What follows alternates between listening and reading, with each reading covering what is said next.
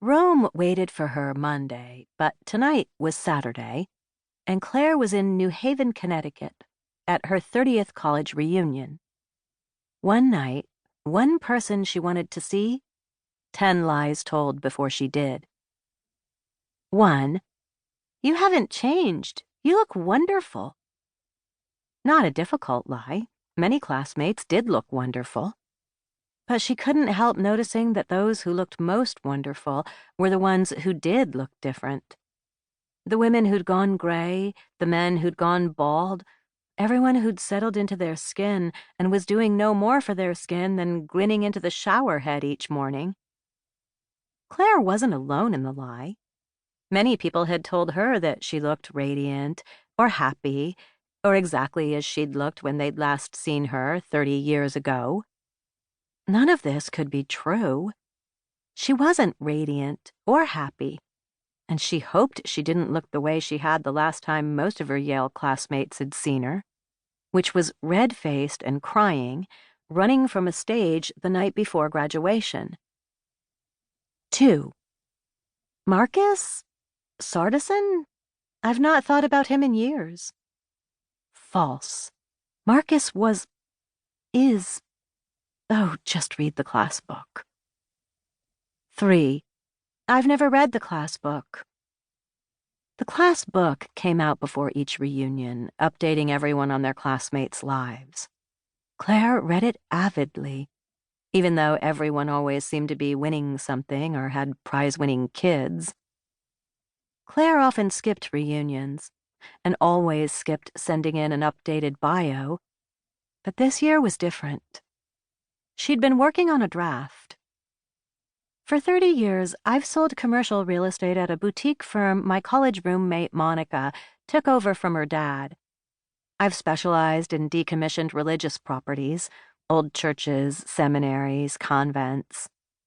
I was and am a single mom of a single daughter, and, I think, we're both single now. I tried to run some marathons but never finished.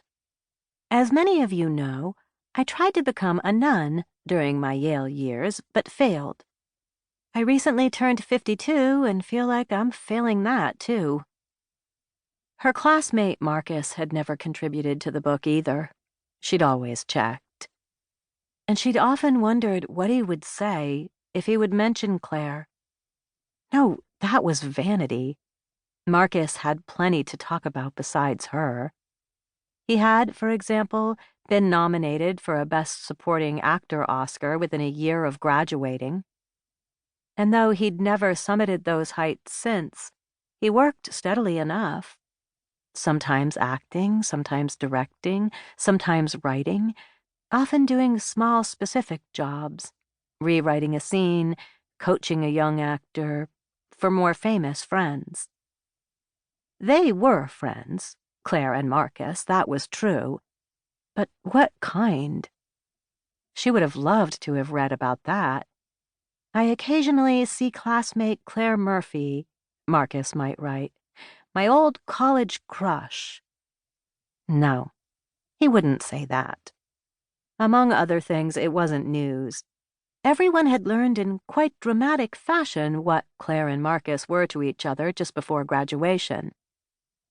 But no one would read anything Claire or Marcus had or hadn't written. The organizers had decided against continuing the tradition.